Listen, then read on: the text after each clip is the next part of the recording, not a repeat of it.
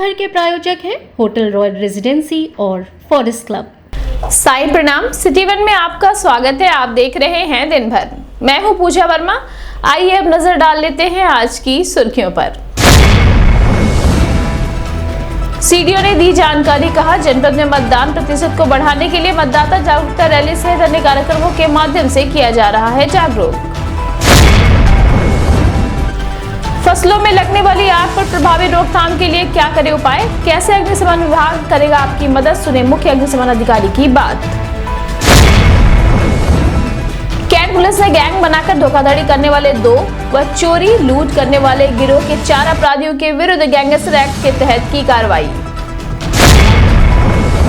गोरखनाथ थाना क्षेत्र में 55 वर्षीय महिला के गले पर युवक द्वारा धारदार हथियार से हमला कर किया गया घायल, पुलिस कार्रवाई में जुटी।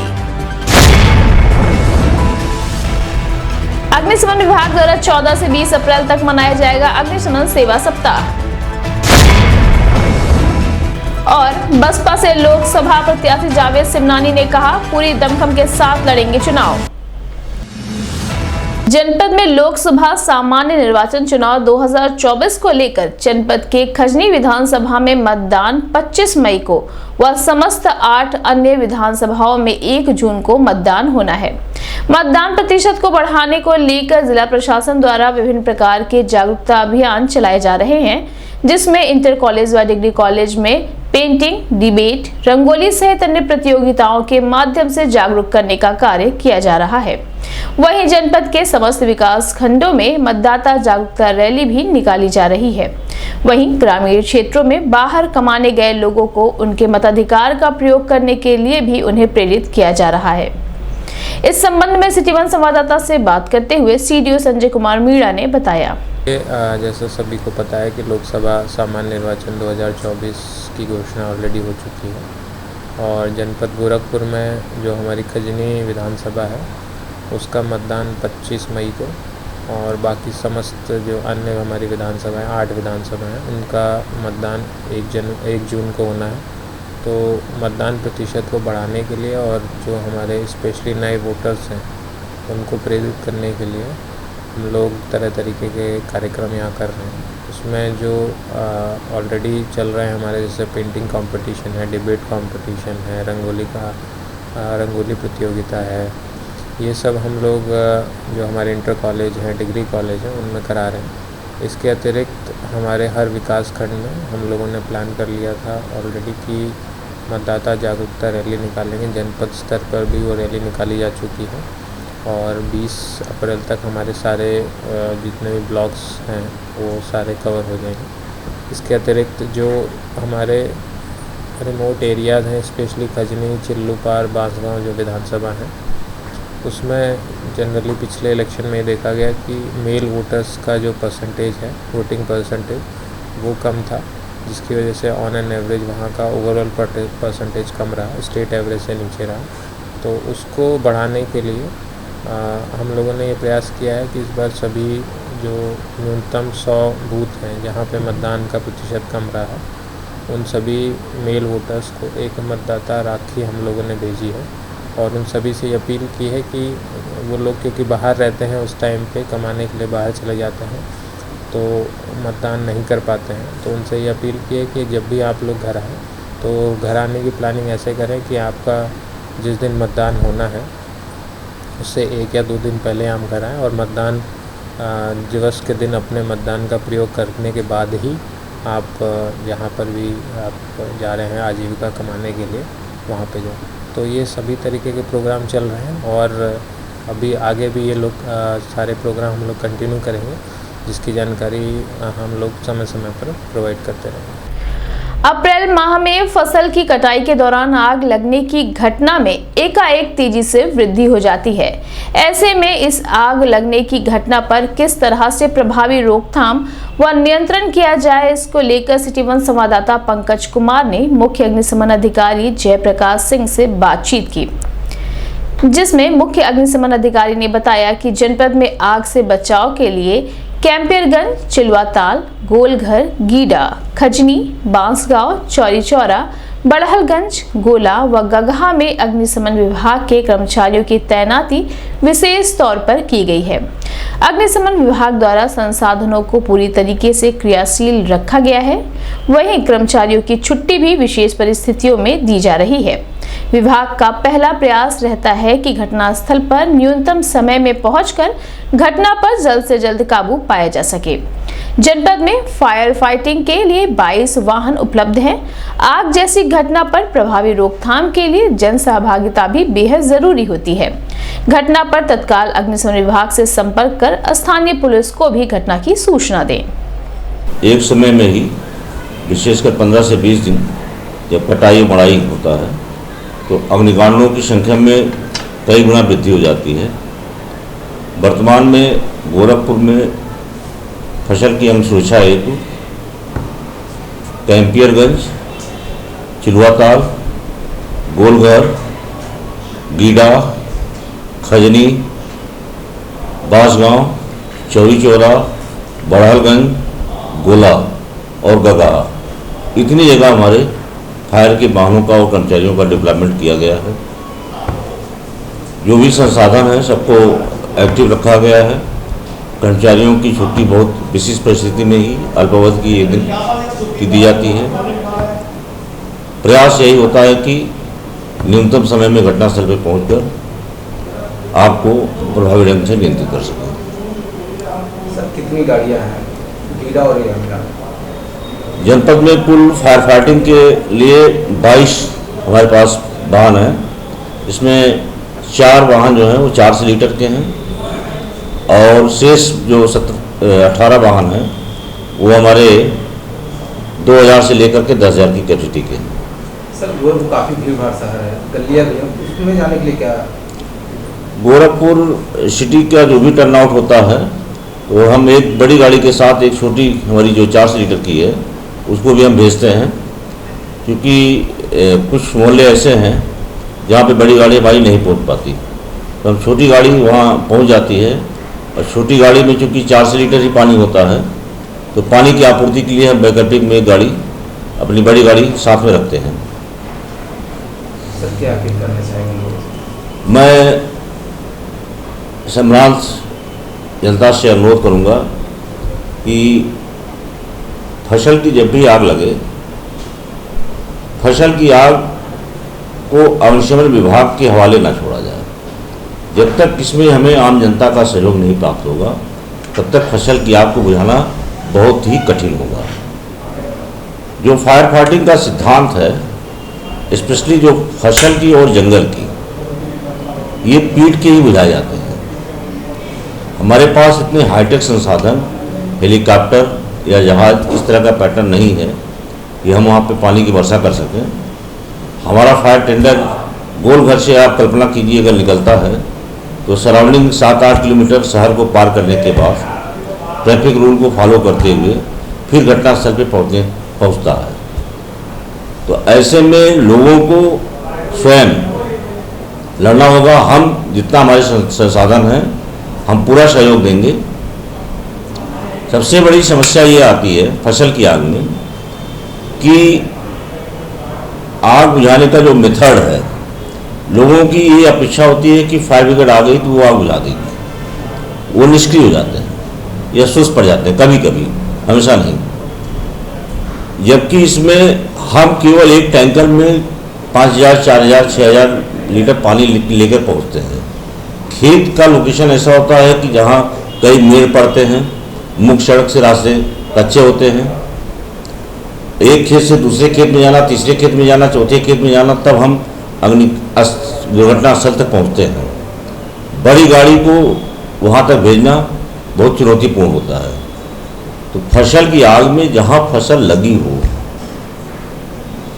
उससे हम 30-40 मीटर आगे हवा के रुख को देखते हुए, ज़्यादातर अग्निकांड आपके पछुआ हवा में होते हैं। बड़ी अग्निकांड जो भी होते हैं 80%, 90% पछुआ हवा। जब भी पछुआ चलती है तभी अग्निकांड दुर्घटना ज़्यादा होती है। पूर्वा हवा में 10% ही मिलेंगे। जहाँ पे आग लगी हुई है उससे हम 30-40 मीटर आगे फसल पे ट्रैक्टर से पाटा चला दें, चाहे गन्ना हो, चाहे गेहूं हो या सरसों हो, कोई फसल हो, उसको हम गिरा दें, ट्रैक्टर से पाटा चला दें। वहाँ पे हम 2 से 3 मीटर के डिस्टेंस पे जो संख्या हमारे पास अवेलेबल हो, फायर बीटर, बड़ी वाली जो झाड़ू होती है या पेड़ों की टहनी लेके खड़े हो जाएं, वहाँ पे हम आग बुझाएं तो हम बहुत कम मेहनत में आग को 100% नियंत्रित कर लेंगे। प्रायः यह होता है कि लोग जहाँ पे आग जल रही होती है, आग के पीछे रह करके जहाँ पे जल रही होती है उसको बुझाने का प्रयास करते हैं, जिससे कि हवा जैसे जैसे तेज होती जाती है और जब तक ब्लैंक नहीं क्रिएट होता तब तक आग बुझती नहीं है। तो इसमें लोगों से मेरा यही अनुरोध है कि आप फायर ब्रिगेड को 1 से 12 पे, फायर ब्रिगेड के जो नंबर हैं, स्थानीय पुलिस का जो नंबर है 1 से 1 पर आप सूचना दे दें और अग्निशमन कार्य में स्वयं जो भी संसाधन आपके उपलब्ध हैं उससे आप आग बुझाना प्रारंभ कर दें। फायर ब्रिगेड की टीम हमारी कम से कम समय में पहुंचकर आपको सहयोग देने का पूर्ण प्रयास करेगी। जनपद में वरिष्ठ पुलिस अधीक्षक के निर्देश के क्रम में कूटरचित दस्तावेजों के आधार पर गैंग बनाकर धोखाधड़ी करने वाले गिरोह के 2 अपराधियों के विरुद्ध कैंट पुलिस ने गैंगस्टर एक्ट के तहत कार्रवाई की है, जिनकी पहचान अक्षय कुमार मिश्रा व अजय कुमार श्रीवास्तव के रूप में हुई है। वहीं कैंट थाने की पुलिस ने गैंग बनाकर चोरी व लूट करने वाले गिरोह के 4 अपराधियों के विरुद्ध भी गैंगस्टर के तहत कार्रवाई की है, जिनकी पहचान गैंग लीडर करण डोम, रोहित, शनि व महावीर कुमार पटेल के रूप में हुई है। इस संबंध में मीडिया कर्मियों से बात करते हुए क्षेत्राधिकारी कैंट अंशिका वर्मा ने बताया। एसएसपी गोरखपुर महोदय द्वारा चलाए जा रहे अपराध पर अंकुश लगाने वाले अभियान के क्रम में थाना कैंट पर आज 2 गैंगस्टर एक्ट के अभियोग पंजीकृत हुए हैं। इसमें जो पहला गैंग है वह कूटरचित दस्तावेज उपयोग करके जमीनी मामलों में धोखाधड़ी का अपराध कारित करता है। इसका सरगना अक्षय कुमार मिश्र नाम का व्यक्ति है। दूसरा गैंग चोरी एवं लूट के अपराध कारित करता था, जिसमें 4 सदस्य हैं। इसके सरगना का नाम करण डोम है। अग्रिम विधिक कार्रवाई की जा रही है। अभी वक्त है छोटे से ब्रेक का, मिलते हैं ब्रेक के बाद।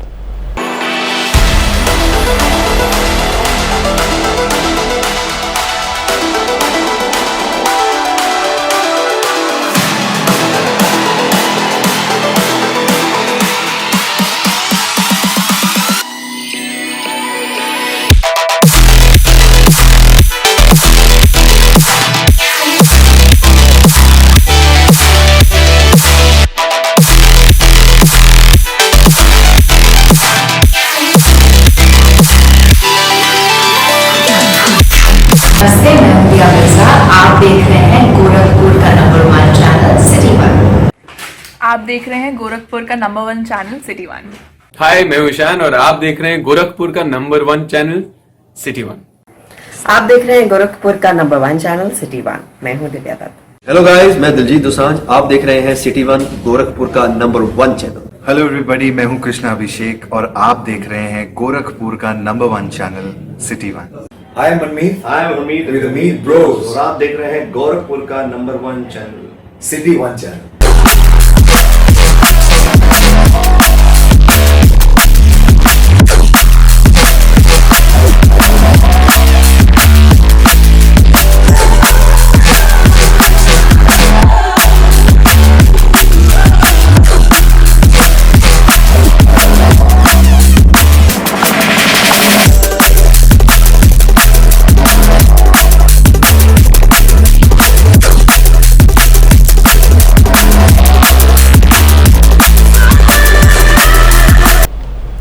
ब्रेक के बाद आपका स्वागत है। आइए देखते हैं दिन भर।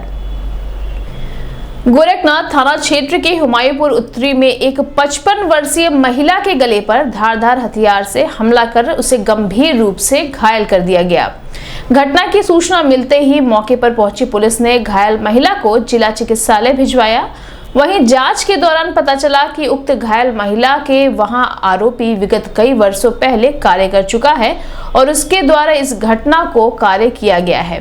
फिलहाल आरोपी की गिरफ्तारी के लिए पुलिस टीम गठित कर दी गई है। इस संबंध में मीडिया कर्मियों से बात करते हुए क्षेत्राधिकारी गोरखनाथ रत्नेश सिंह ने बताया। गोरखनाथ और आज दोपहर बाद एक सूचना प्राप्त हुई कि हुमायूंपुर उत्तरी क्षेत्र में एक घटना घटित हुई। इस सूचना पर तत्काल पुलिस को मौके पर पहुंचा तो ये देखा कि वहाँ पर लगभग 55 साल की एक महिला है, उनके गर्दन पर चाकू लगी हुई थी।